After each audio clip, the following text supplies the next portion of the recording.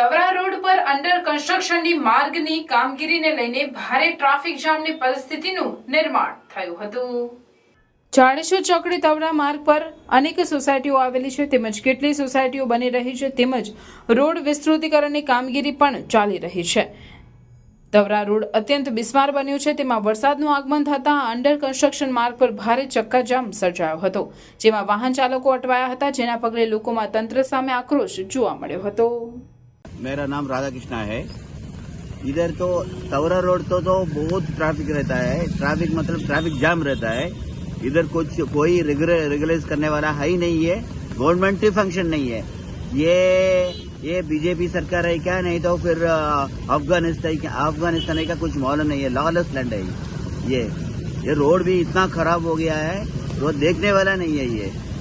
ये हर रोज यही है। और बारिश का मौसम तो हम बोल ही नहीं सकते अभी।